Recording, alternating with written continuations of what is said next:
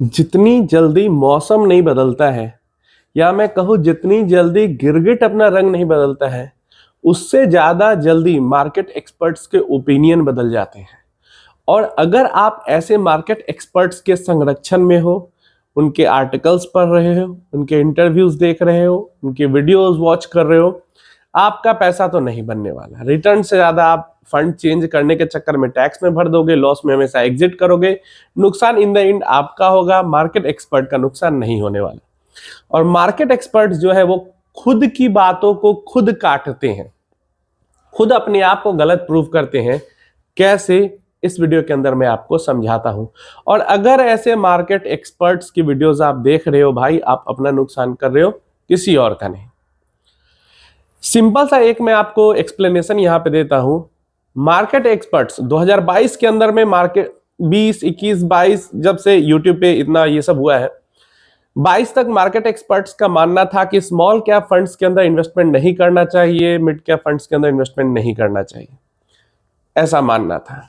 2023 में मार्केट अच्छी हुई, 2022 में खराब थी, तो 2023 से लेके 2024 मिड तक फिर से मार्केट एक्सपर्ट्स का मानना हुआ कि नहीं, स्मॉल कैप के अंदर इन्वेस्ट करना चाहिए, पैसा बन सकता है।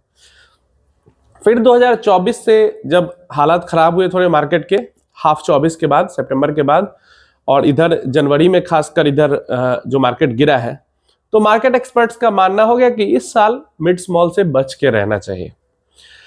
सिंपल सा यहां पे मैं आपको बता रहा हूं कि ये जो मार्केट एक्सपर्ट्स हैं, ये खुद आपको कहते हैं कि जब स्मॉल कैप या मिड कैप के अंदर इन्वेस्टमेंट करो तो 10 साल का कम से कम आप टाइम पीरियड लेके चलो, 15 साल 12 साल का टाइम पीरियड लेके चलो।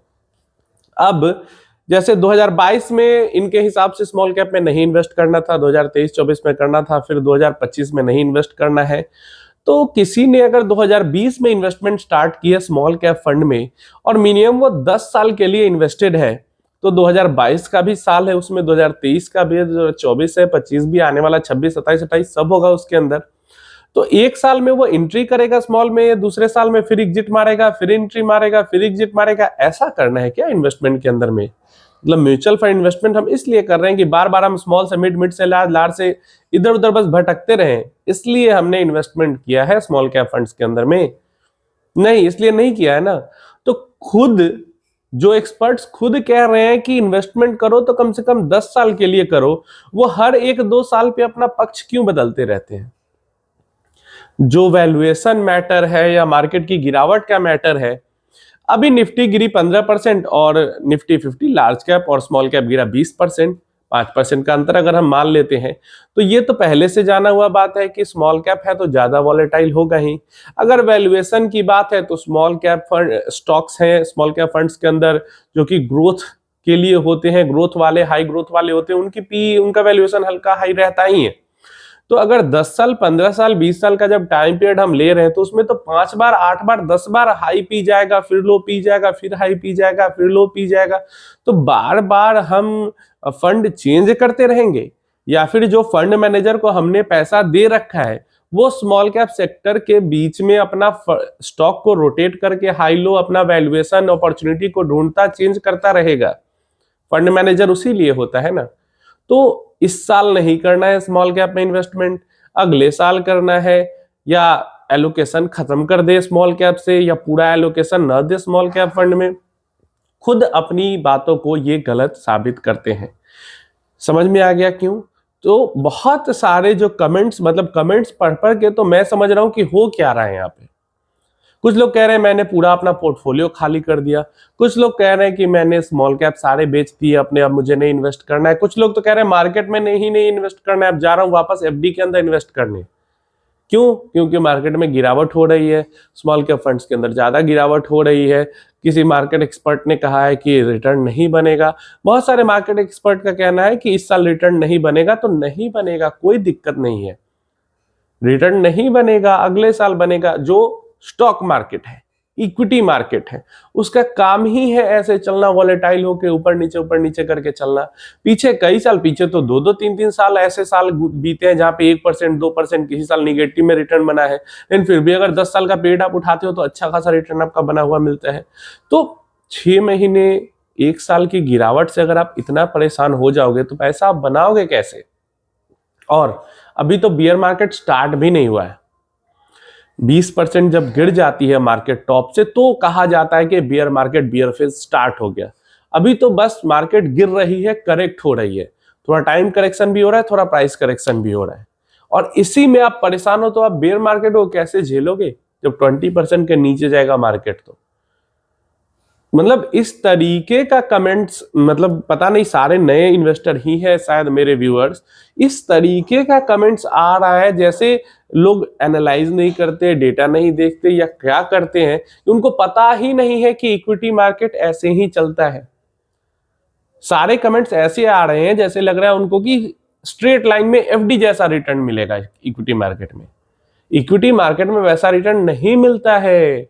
वैसा रिटर्न चाहिए आपको एफडी में ही जाना पड़ेगा 6-7% के रिटर्न पे, जो कि इन्फ्लेशन ही आपका खा जाएगा।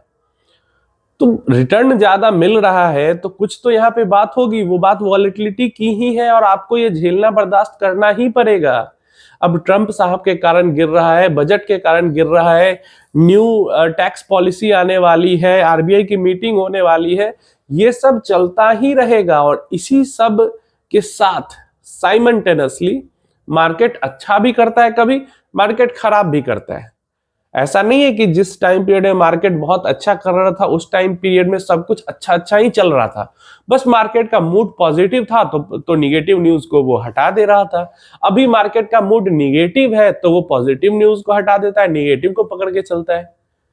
तो यही साइकिल ही होता है। ऐसे ही कुछ टाइम बीतेगा, फिर मार्केट पॉजिटिव होगा, ऊपर की तरफ चलने लगेगा, फिर बैड न्यूज का असर नहीं होगा, गुड न्यूज पे ज्यादा रिएक्ट करेगा।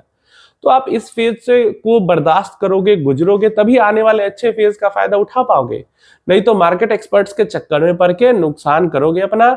मैं बस इतना ही कहूंगा, इन्वेस्टेड रहो, डाइवर्सिफाइड फंड के अंदर इन्वेस्टेड रहो, सेक्टरल फंड से दूर रहो, अच्छा पैसा बन जाएगा, नहीं तो बस इधर से उधर जम करते रह जाओगे। और कुछ फंड चेंज करने की जरूरत नहीं है।